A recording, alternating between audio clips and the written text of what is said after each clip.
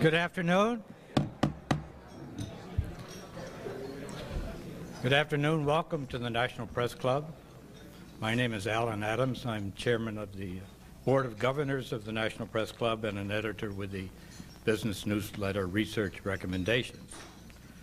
I'd like to welcome club members and their guests in the audience today, as well as those of you watching on C-SPAN or listening to this program on National Public Radio or the Global Internet Computer Network. Before introducing our head table, I would like to remind our members of upcoming speakers. On Friday, October 6th,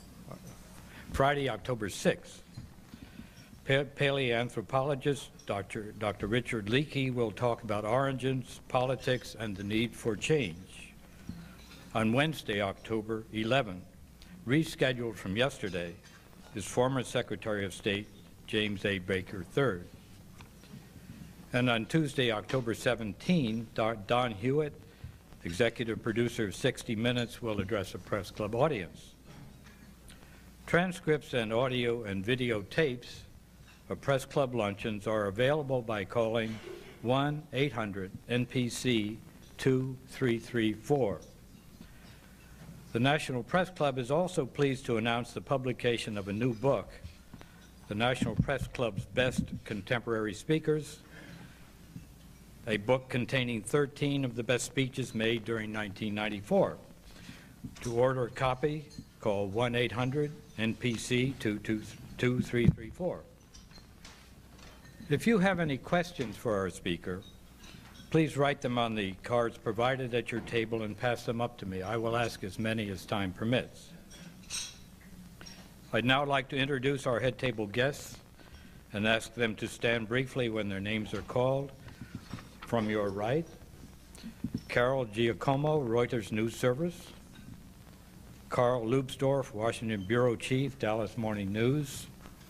Robert Mary, Executive Editor, Congressional Quarterly. John Simpson, Managing Editor, USA Today International Edition. Jan Lodel, Principal Deputy Undersecretary of Defense for Policy. Passing beyond our speaker, Todd Blecker, Bloomberg News Service and member of the National Press Club Speakers Committee, who arranged today's luncheon. General Andrew Goodpaster, U.S. Army retired and co-chairman of the Atlantic Council. Charles Lewis, Washington Bureau Chief, Hearst Newspapers. Gary Blonston, News Editor, Knight Ridder Newspapers. Herbert Winkler, Deutsche Presse Agentur. Tony Capaccio, Editor, Defense Week. I'd also like to thank staff members Melissa Bender, Pat Nelson, Melanie Abnow-Dermott, and Howard Rothman for organizing today's luncheon. Today we welcome Willy Claes, the Secretary General of the North Atlantic Treaty Organization. Mr. Claes heads an organization with an impressive past and potentially more impressive future. Established in 1949, NATO united with the U.S. with nations of Europe and others to stand up to Soviet aggression, a stand that ended with the collapse of the Soviet bloc 40 years later. Now it has moved into broader territory with broader challenges.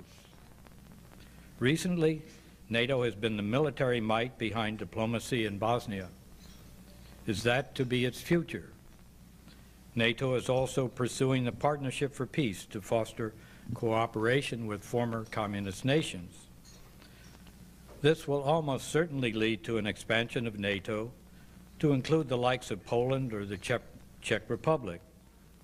Should that happen, the U.S. and other NATO members will be obliged to defend those countries if they are attacked.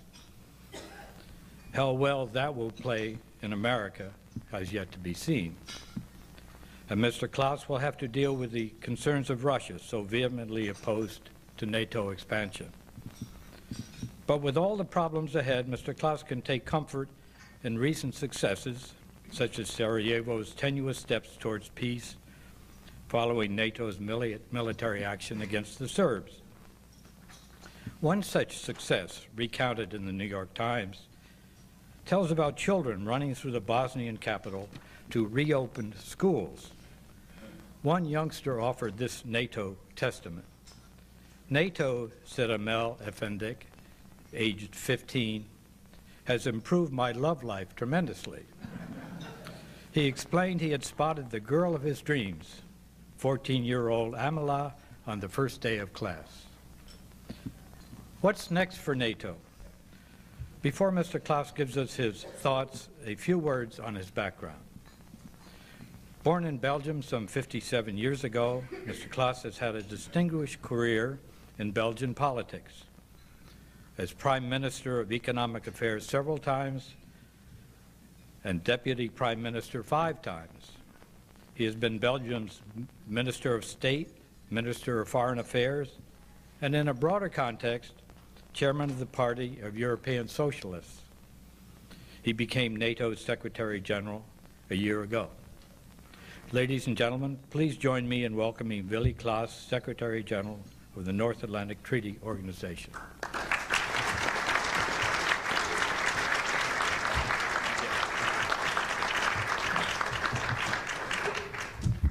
Mr. Chairman, ladies and gentlemen, throughout its history, NATO has often been deemed to be in crisis, and even sometimes, to quote Mark Twain, reported prematurely to be dead or dying. This ought not be surprising.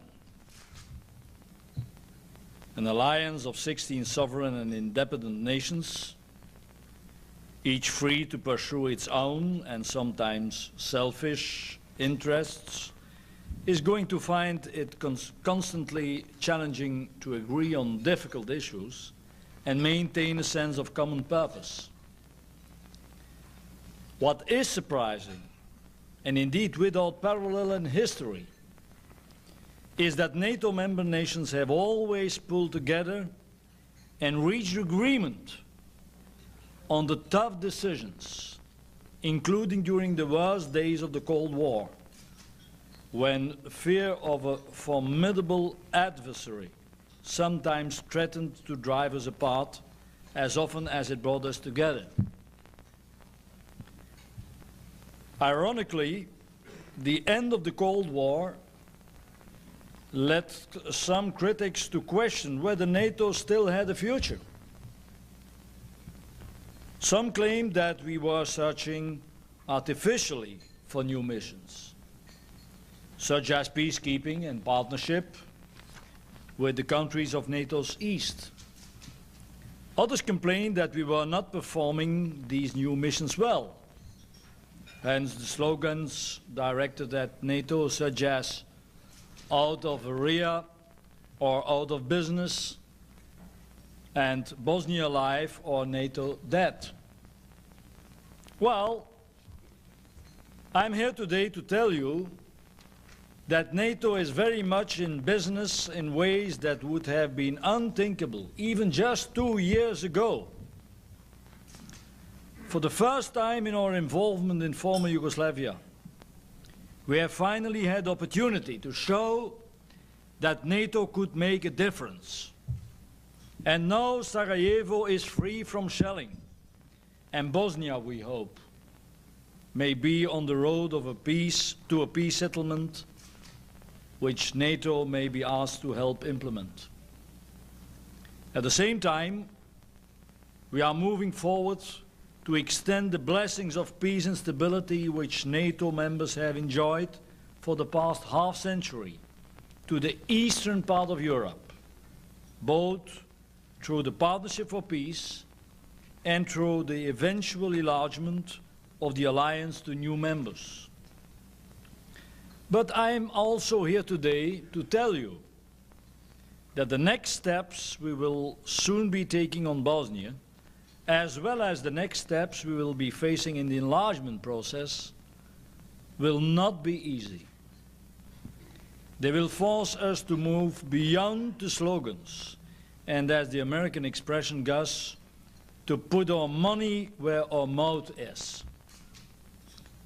And that is because you can never buy peace and security on the cheap. The question, as ever, is whether we are willing to make the necessary investments in peace now, which can save us from having to make far more difficult choices and sacrifices down the road. In Bosnia, there is at last a glimmer of hope that this conflict, which we have been able to contain for 4 years, can now be brought to an end. Of course, it has not been easy to arrive at this point. It took a prolonged enforcement of the economic embargo at sea in order to persuade the leadership in Belgrade last year to accept the contact group's peace plan and, in effect, to sue for peace.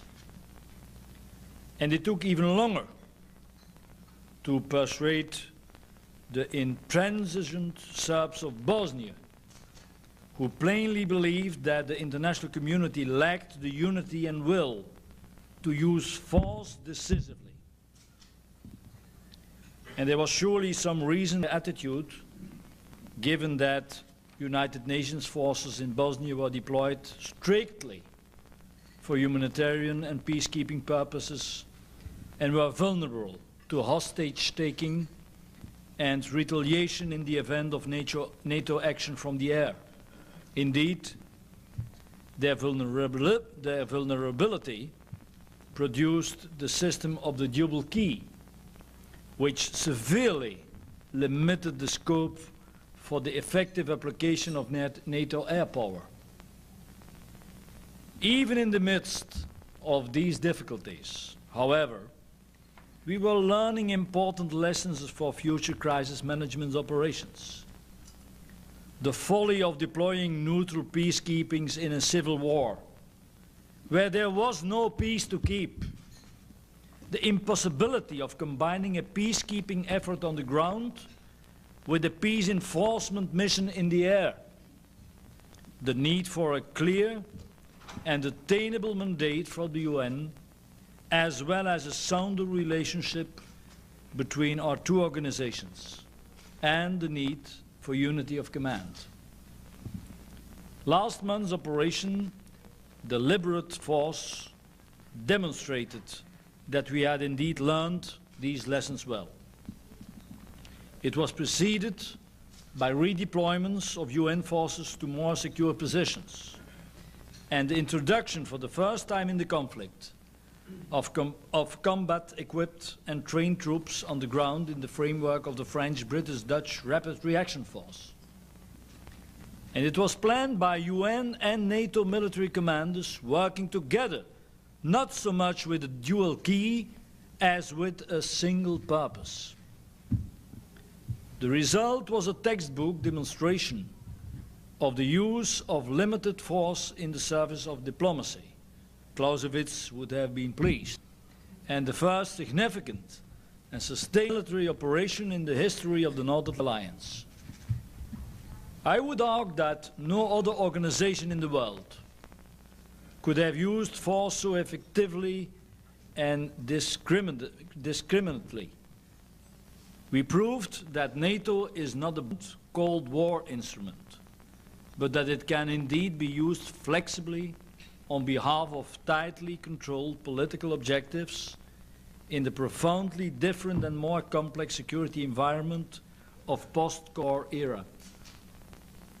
However, this is not the moment for patting ourselves on the back.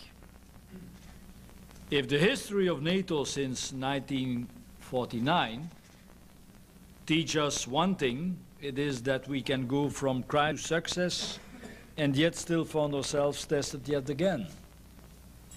We have managed to underpin Ambassador Holbrooke's negotiating efforts and help persuade the Bosnian Serbs to accept the territorial arrangements and principle of an independent Bosnia as envisaged by the contact group. For the first time, peace is on the horizon and success is within reach. But there will be no peace in Bosnia and the Balkans, and perhaps no stability in the wider Europe, if NATO and its leading members, especially the United States, are not prepared to do their part in making this a reality.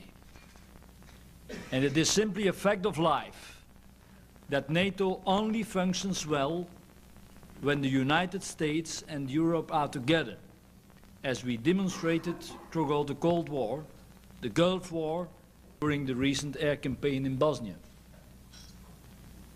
There were, of course, understandable reasons why we were not together at the start of this conflict.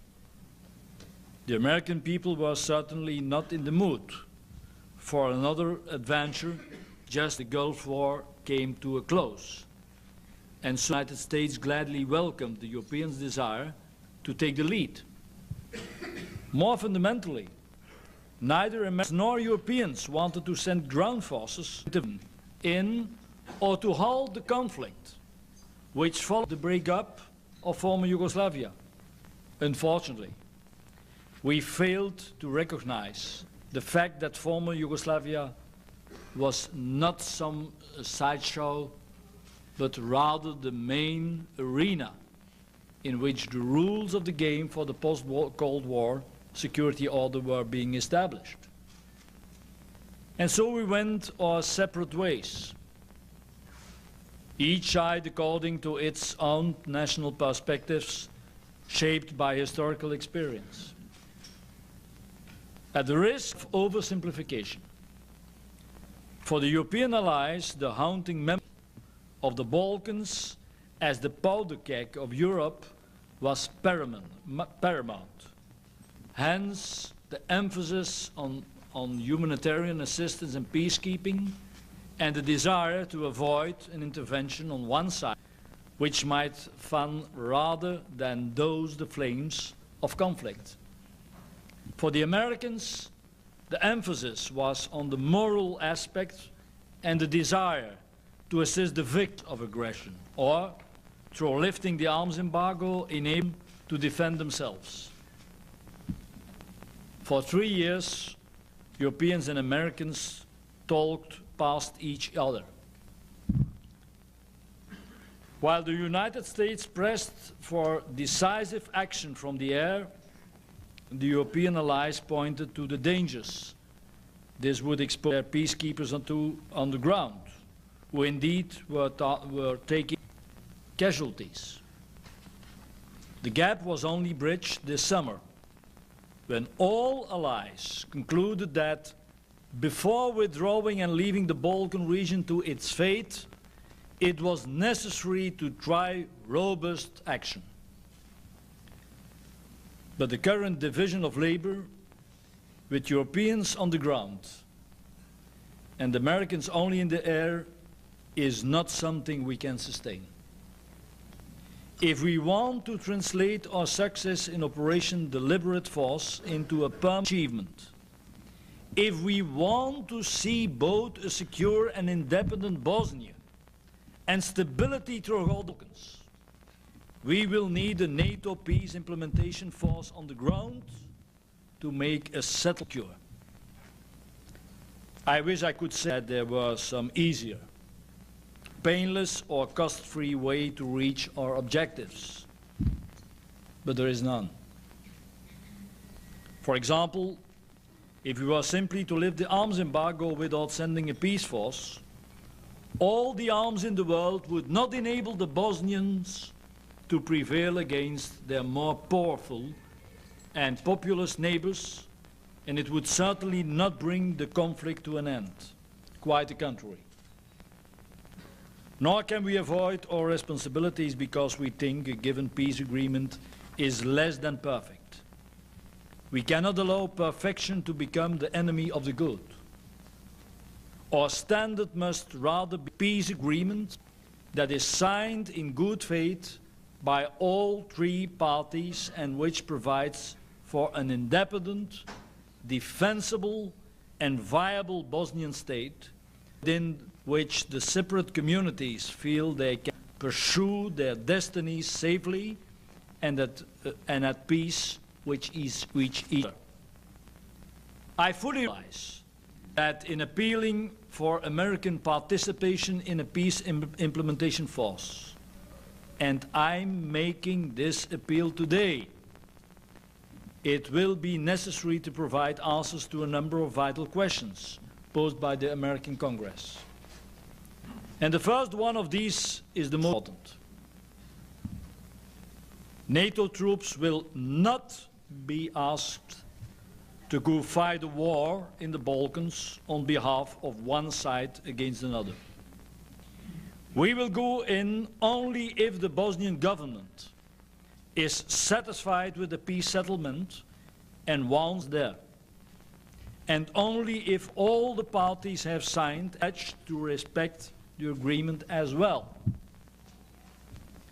That is a sine qua non operation. But it is not the only one. Let me be clear. This will be a NATO-led operation under NATO command and with robust rules of engagement. We will not go in on behalf of one side or with the idea that any party is our enemy. But we will prepare to deal swiftly and effectively with any local instance of non-compliance to the agreement. Indeed, it is better to go in with adequate force or not to go in at all. Finally, we will have an exit strategy. This will not be an open commitment. This will not be intervention in a civil war, as in Vietnam. It will not be an exercise in nation building, as in Somalia. Our mission will be limited in scope and duration. Essentially, we will oversee the pullback of forces to agreed demarcation lines and monitor the resulting zones of operation. We will give confidence and security to all the parties as they implement their new constitutional relationships and restore their economic ties to each other, and as international reconstruction efforts begin to go forward. And we will leave. Again, I do not say that there will not be risks or costs to this operation, or that success is guaranteed. Indeed, I know that many Americans are asking why it is necessary for the United States to participate on the ground in such an operation. The answer, first of all, is that there will not be an independent Bosnia unless NATO does the job of securing the peace. In Bosnia may spread and confront us with greater dangers if we do not bring it to an end now. Second, the European allies do not have the resources, capabilities and manpower to do the job alone.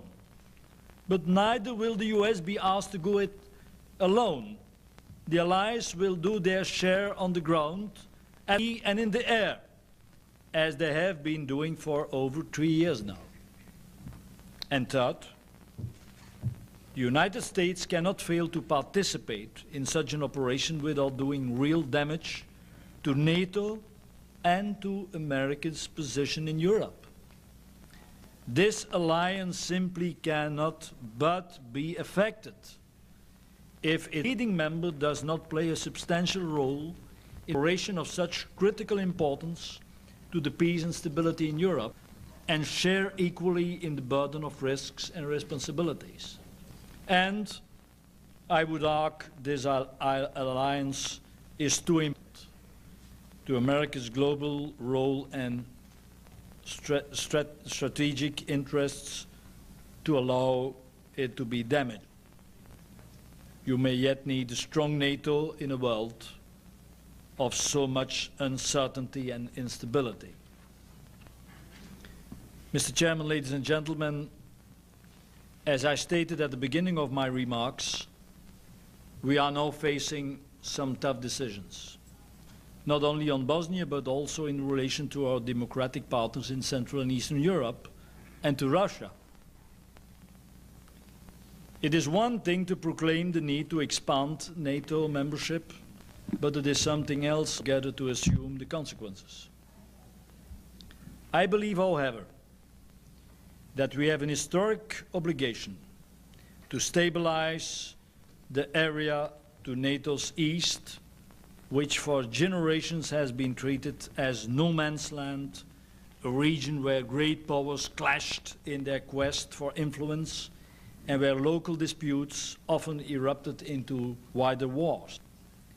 If we can succeed in bringing the new democracies of Central and Eastern Europe into NATO security community, we will achieve a double benefit.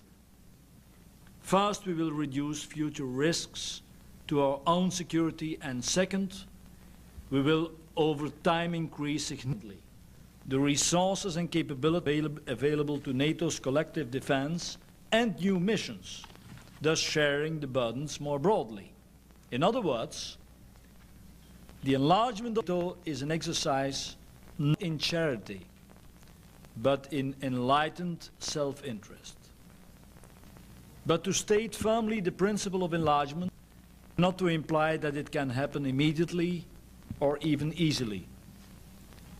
Enlargement only makes sense if new members are going to make a contribution to our common defense as well as to NATO's new missions. In short, there must also be providers of security.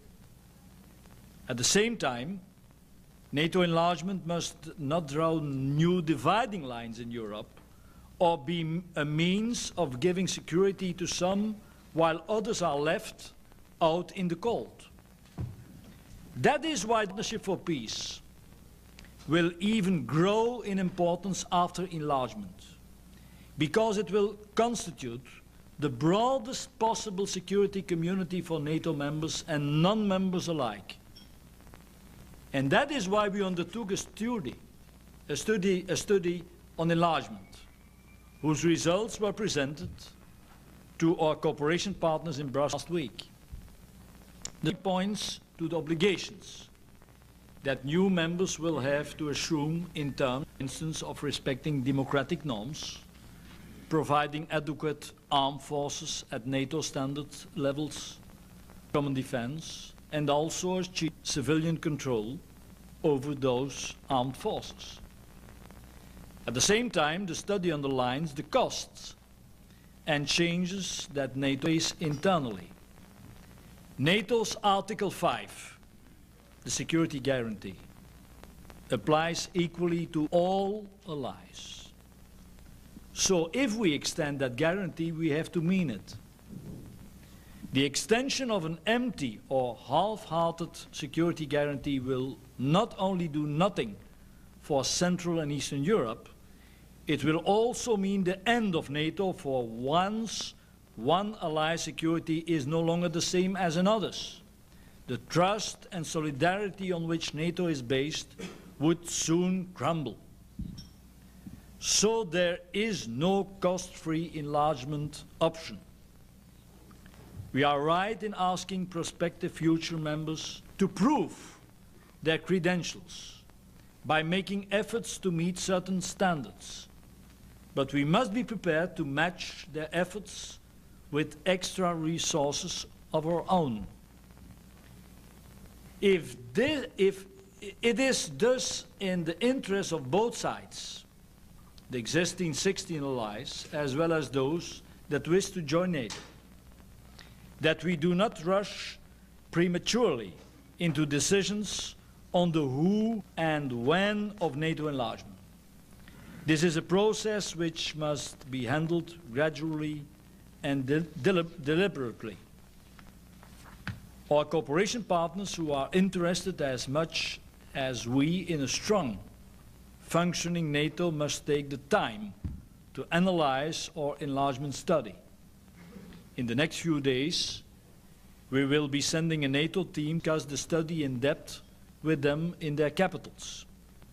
The results of those briefings then considered by NATO foreign ministers in December, who will have to decide on the way ahead. The enlargement of NATO, however valuable in its own right, is not in itself a panacea for a secure Europe. It makes no sense to extend protections for some if at the same time one is simply alienating others or making them into potential adversaries. That is why NATO has developed a parallel, equally important policy track to complement its eventual enlargement, namely partnership with Russia. Our offer of partnership with Russia is not intended as a consolation prize. It is a new offer which fully takes account of Russia's weight and size in European security and which gives Russia concrete benefits. The benefits of a unique special relation with NATO for information exchange, consultations, and concrete cooperation with us. I recognize that the political climate for the positive development of NATO-Russia relations has not been good in recent weeks.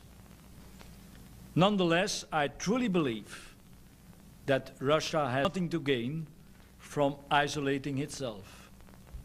Neither has it anything to fear from NATO enlargement, which is not directed against Russia.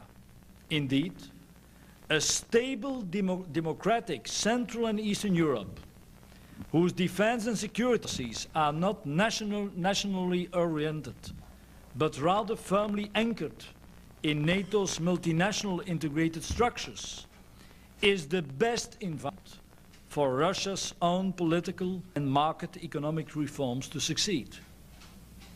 And so I hope that as our cooperation with Russia begins to develop, this great nation will overcome its somewhat irrational suspicions of the alliance and understand better the true and profound nature of NATO's transformation over the 6 years.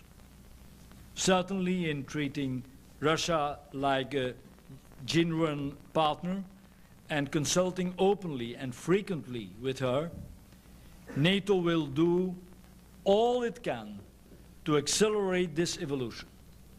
But the price of a close NATO-Russia relationship cannot be a Russian veto or droit de regard over internal decision-making. Achieving both NATO's evolutionary enlargement and the strong NATO-Russia relationship simultaneously will not be easy. But there is no alternative to this track policy, and the price is great indeed. A European security order built not on a fragile balance of power, but on democratic values and a durable cooperation. We have a unique opportunity to begin building this security order now. It cannot be built without NATO. And that means it cannot be built without the active participation of the United States. After all, NATO is the embodiment of Americans' commitment to preserving the peace, to preventing a recurrence of the horrible world wars which blighted the first half of this century. And I might add, NATO is essential to the security of the United States, since it provides you with loyal and capable allies willing to share in the burdens of international peace, as well as the infrastructure for military operations in Europe and beyond, including the Middle East. So therefore, let us start now in Bosnia by bringing this conflict to an end. Let us do so with American and European allies standing shoulder to shoulder, as we have done all throughout the second half of this century. And let us do so with the help of our Central and East European partners, who want to contribute to a peace operation and demonstrate their commitment to our security community, and with the cooperation of Russia, so that we can show that it is indeed possible for NATO and Russia to develop an equal partnership in the service of peace in Europe. Ladies and gentlemen, all of this can be done, provided that we have the wisdom and the will to face the tough decisions as we have done so often in NATO's history. And I'm confident that we will, once again. Thank you very much for your attention.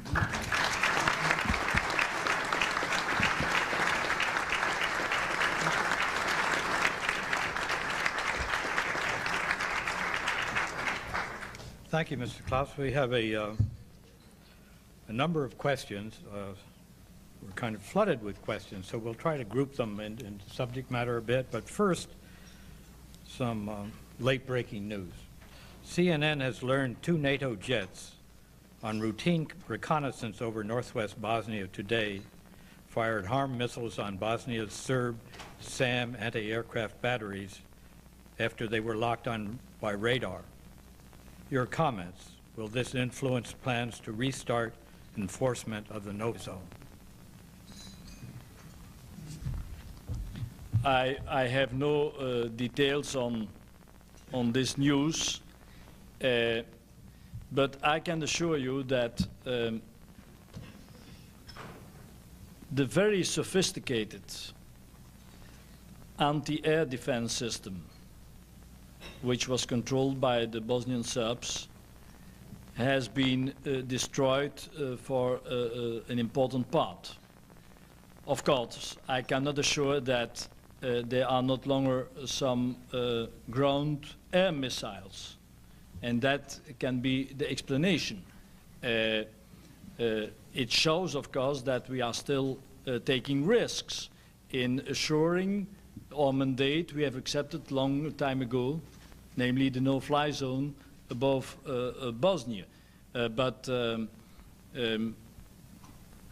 Once again, I do not think that this incident is enough to declare here that we are taking the decision to start once again bombardments. Of course, as I've said before, what we need is from all the parties involved some clear signals that they are ready to accept a peace agreement. And this, of course, indicates that if we are going in with the peace implementation force, we need to do it in a robust way. There is no other solution. We cannot take risks. If peacekeeping forces, including U.S. troops, are sent to Bosnia, how long will they have to stay there? And a related question, do you believe the American public and the U.S. Congress will have the will to send 25,000 U.S. ground troops to Bosnia? The first question, I should say 9 to 12 months, because we think that you need this period in order to give the opportunity to some important nations supporting the Bosnian government to build up a serious army and to train the troops modern arms. The second question, I'm a little bit surprised by the figures I've seen in the press. 50,000, 25,000 American guys. I do not know for the moment. We have no peace treaty, we have no map. I can only tell you that our military authorities, will only finalize a military concept at the end of this week. And afterwards, we hope that we will obtain more indications at that moment. They will develop this. But one thing is clear, we have the conviction that immediately after the signing of the peace treaty, a peace implementation force is an absolute necessity. What does it mean? Well, it means that in the first days, of course, especially NATO and some non-NATO blue helmets will change their hat and will become NATO-led troops with NATO rules of engagement, as I've said, and without any dual key obligation. But once again, it's very difficult to give any figure for the moment. We need to know more about the peace agreement and especially on the map. Again, related questions. Can a peacekeeping mission to Bosnia succeed without Russia? And do you foresee a day when Russia is in NATO?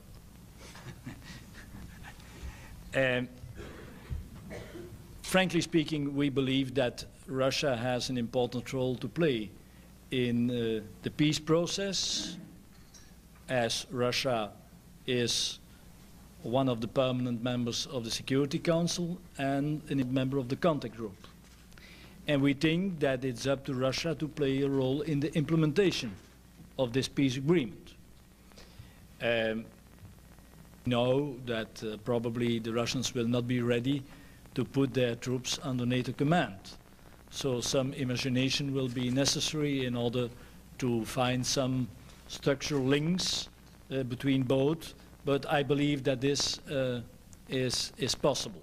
Now, on the second question, as I've told you during my statement, we have never, and I have no secrets, we have never discussed, not in an informal, not in a formal way, the question who and when. So we have no secret list, the priority list, on the first candidates, on a second wave. I can assure you that the Treaty of Washington is clear.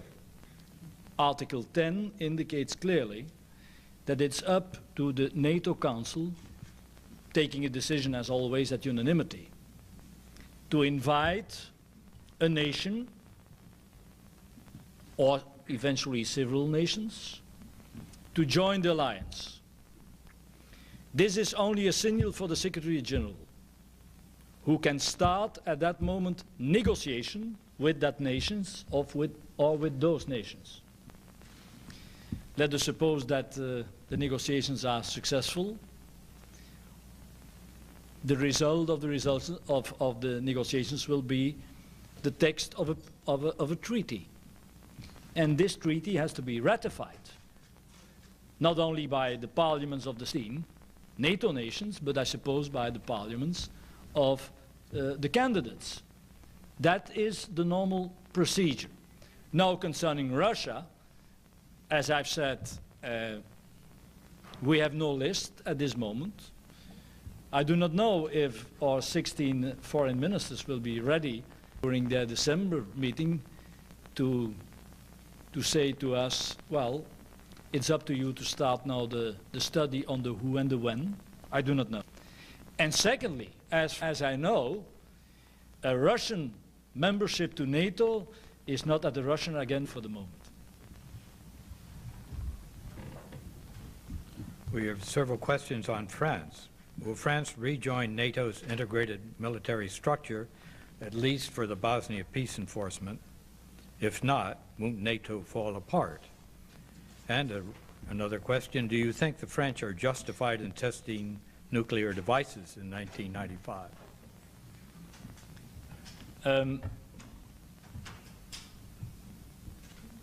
One thing is clear, and it was a decision taken by NATO Council at 16 with France. France accepted a NATO-led operation.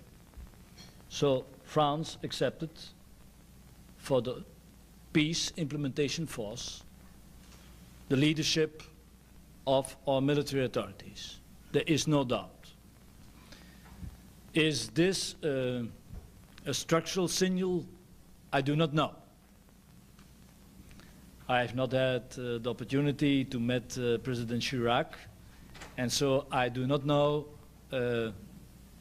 what his opinion is about the future relations between France and NATO.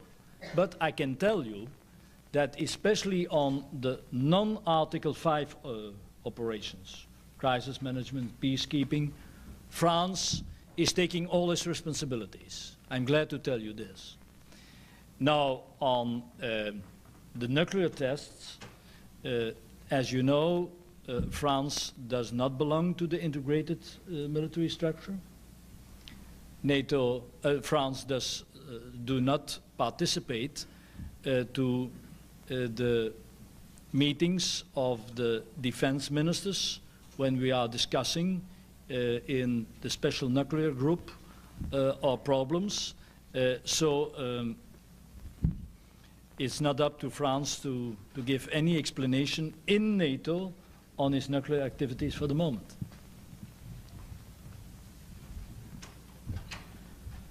As NATO expands, does it not duplicate some of the missions of the UN, the European Union, and others? My answer is negative. Of course, in widening security and peace to the east, we have not the ambition to do it on its own. We know very well that the security and the peace has several aspects. There is not only the military aspect, there is the political, the economic aspect, and so we think that the European Union has an important role to play, as the OSCE can play a more important role as today. So we are trying, of course, to coordinate our efforts. And of course, we will avoid a duplication of efforts. Of course, at certain moments, our partners are asking us for some assistance. For example, in the scientific and the environmental sector. A lot of partners, I can assure you, are facing very serious challenges concerning nuclear safety after the Russian troops left. And we are trying to help them. But once again, I think that a good cooperation between international institutions as the OSCE, as the European Union, and NATO can bring us to a security architecture for the whole of the continent of Europe, always in a transatlantic framework. Can NATO forces be used in Algeria if Algeria seems to be going the way of Iran? For the moment, no. Of course, our Ministerial Council gave us a new mission, namely to start some informal dialogue with Mediterranean countries. And so we started, as I've said, in a very informal way. Discussions with Morocco, Mauritania, Tunisia, Egypt, and Israel. I cannot exclude that the Council will even enlarge the list of those countries. First feeling, NATO was not very well known by those countries, especially not our political aspects, or third dimension, if I may say. So we did a good job. We are now listening to their priorities, and one cannot exclude that at a certain moment the ministerial meeting can come to the conclusion that a strengthening of the dialogue is a necessity. But for the moment we are just in an informal procedure of discussion. I don't know which table this came from, but let me read this. First, let me tell you, you have a full table of Belgian fans here. Now my question. You were introduced as the former president of the Belgian Socialist Party. In today's Europe, do you find this background an advantage to carry out your current responsibilities? Now, as NATO Secretary General, I took immediately my responsibilities in order to avoid any confusion. So I have no longer links with any party in my country and not elsewhere.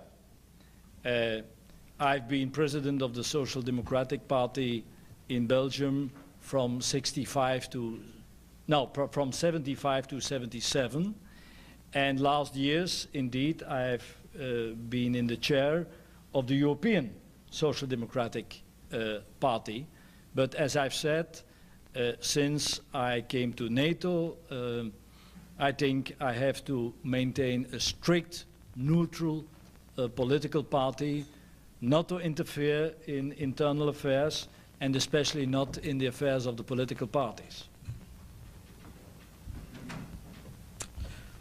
Here are a couple of questions that are kind of conflict, which shows how difficult it is to answer them, perhaps.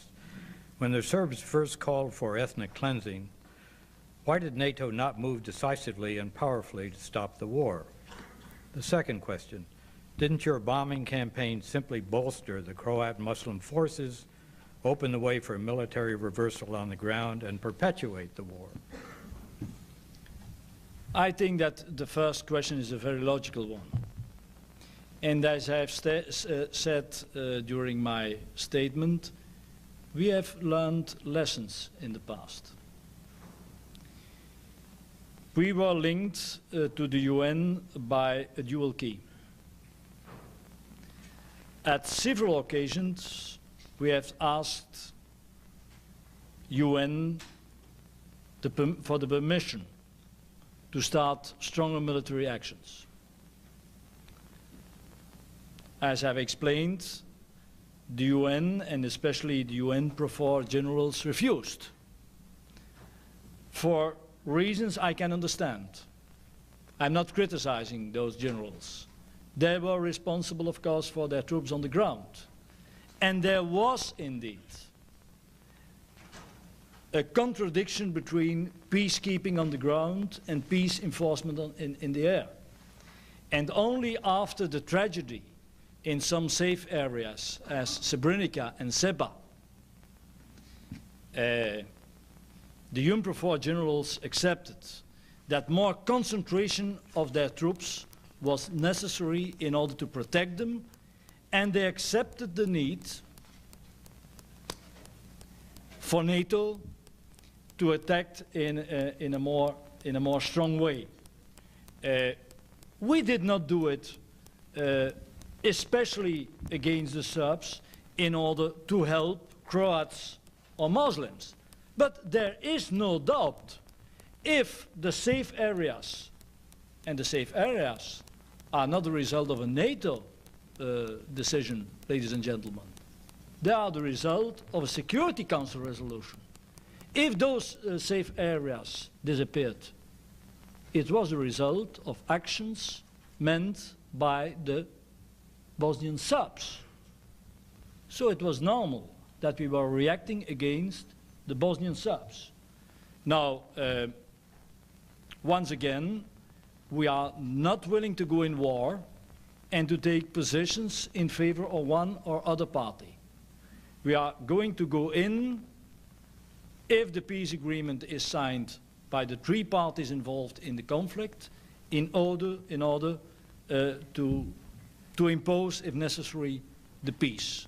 That's what we are willing to do, but I can assure you our last military activities, which were very successful, were based on a Security Council resolution, the 836, which was decided especially by the 5 permanent members, so even by Russia. Let this be clear. We have time for one more question, but first I would like to present you with our club cup for your morning coffee. Thank you.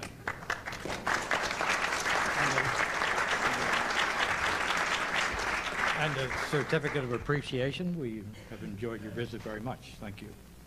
And one final question. You say Russia has nothing to fear from enlargement. You also say the eastern region has been a no man's land, subject to struggles for influence expansion through history. Aren't those two statements contradictory? No, they are not. I do not believe that we can assure security and peace as long there is a gray zone in Central Europe. That's one. Secondly, finally those states became democratic. They can now implement all the rules of OSCE. And one of the fundamental rules of the OSCE is that in order to secure the future of a nation, the nation can choose freely his coalitions.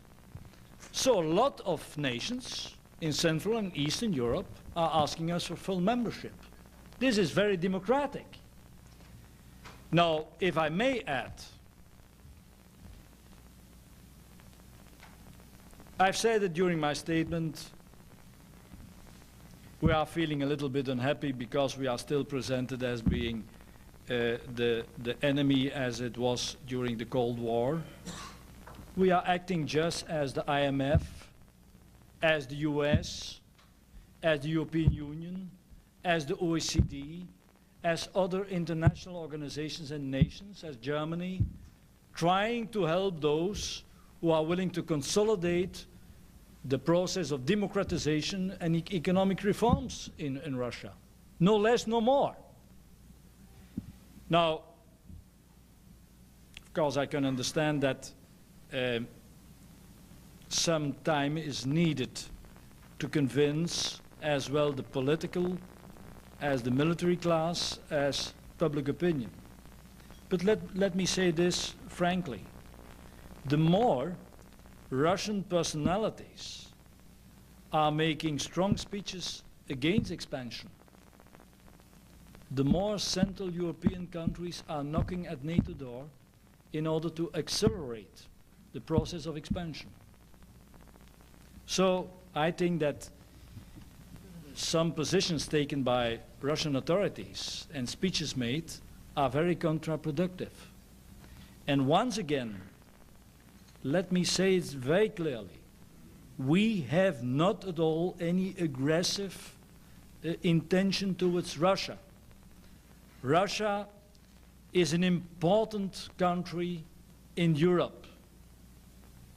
We need Russia in order to build up this security architecture. And we are ready to help them in develop their democracy and to reach better results in their economic reforms, together with other international institutions and with all the allies. So that's the reason why we are trying to convince all those having responsibilities in Russia that we have no secret aggressive intentions. If I may give you just one example, during the month of September, we have had 3 official meetings with Russia, the so-called 16+1, the Council plus Russia. The first one in order to explain why we were acting in Bosnia and how we were doing. The second one in order to explain what proposals we were making in favor of Russia having some difficulties in the implementation of the so-called CFE treaty, the Conventional Disarmament Treaty, which is discussed in Vienna, where Russia is facing if I understand it well, difficulties as well at the southern as at the northern flank. We made proposals in order to show our willingness to cooperate.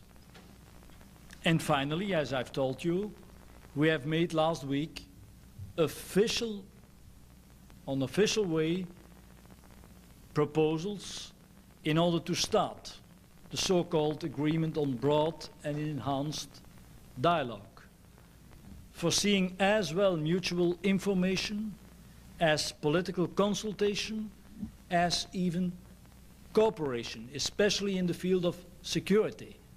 So we are doing our utmost in order to prove by acts that we are willing to cooperate with Russia. And that's the reason why I'm still be optimistic. I think that finally we will make it together, and that Russia will be a member of the big European family, opting for security and peace.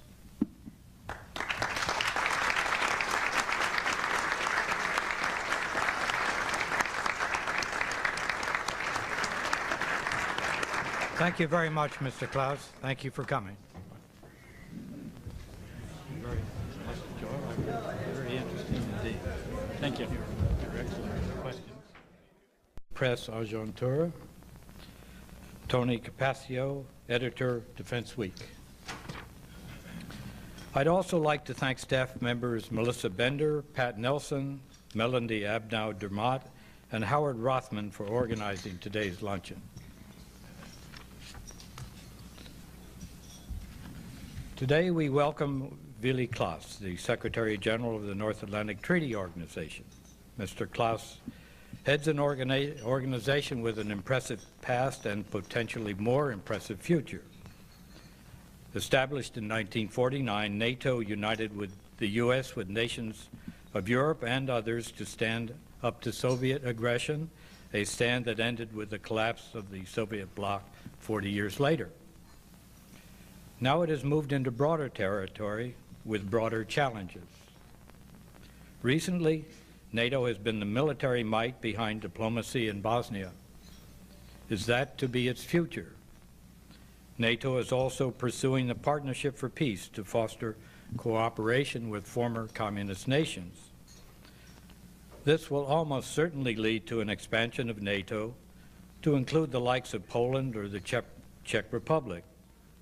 Should that happen, the U.S. and other NATO members will be obliged to defend those countries if they are attacked. How well that will play in America has yet to be seen. And Mr. Claes will have to deal with the concerns of Russia, so vehemently opposed to NATO expansion. But with all the problems ahead, Mr. Claes can take comfort in recent successes, such as Sarajevo's tenuous steps towards peace, following NATO's military action against the Serbs. One such success, recounted in the New York Times, tells about children running through the Bosnian capital to reopen schools. One youngster offered this NATO testament. NATO, said Amel Efendik, aged 15, has improved my love life tremendously. He explained he had spotted the girl of his dreams, 14-year-old Amela, on the first day of class. What's next for NATO? Before Mr. Claes gives us his thoughts, a few words on his background. Born in Belgium some 57 years ago, Mr. Claes has had a distinguished career in Belgian politics. As Prime Minister of Economic Affairs several times and Deputy Prime Minister 5 times. He has been Belgium's Minister of State, Minister of Foreign Affairs, and in a broader context, Chairman of the Party of European Socialists. He became NATO's Secretary General a year ago.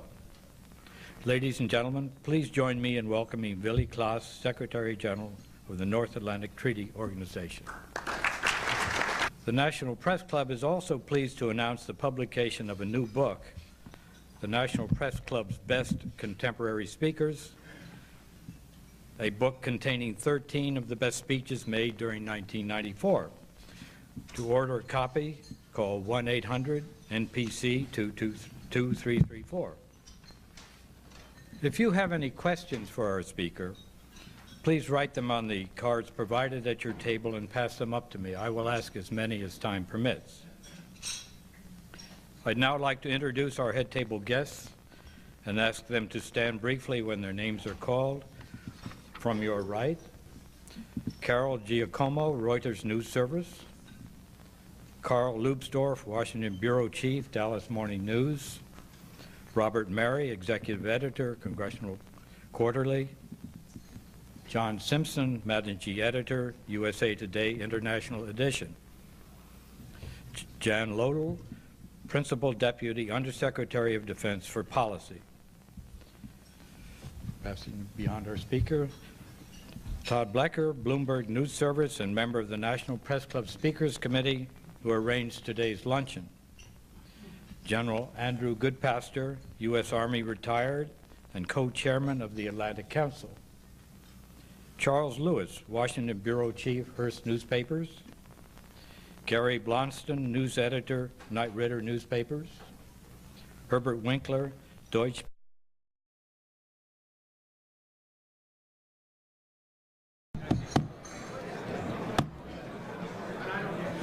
Good afternoon.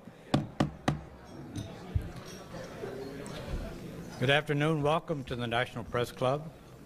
My name is Alan Adams. I'm chairman of the Board of Governors of the National Press Club and an editor with the business newsletter Research Recommendations. I'd like to welcome club members and their guests in the audience today, as well as those of you watching on C-SPAN or listening to this program on National Public Radio or the Global Internet Computer Network. Before introducing our head table, I would like to remind our members of upcoming speakers. On Friday, October 6th, paleoanthropologist Dr. Richard Leakey will talk about origins, politics, and the need for change. On Wednesday, October 11th, rescheduled from yesterday, is former Secretary of State James A. Baker III.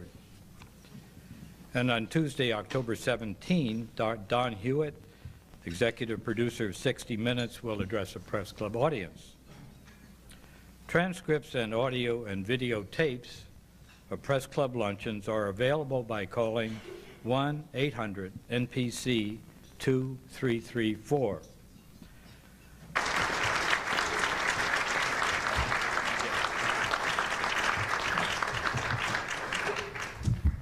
Mr. Chairman, ladies and gentlemen, throughout its history, NATO has often been deemed to be in crisis, and even sometimes, to quote Mark Twain, reported prematurely to be dead or dying. This ought not be surprising. An alliance of 16 sovereign and independent nations, each free to pursue its own and sometimes selfish interests, is going to find it constantly challenging to agree on difficult issues and maintain a sense of common purpose. What is surprising, and indeed without parallel in history, is that NATO member nations have always pulled together and reached agreement on the tough decisions, including during the worst days of the Cold War, when fear of a formidable adversary sometimes threatened to drive us apart as often as it brought us together. Ironically, the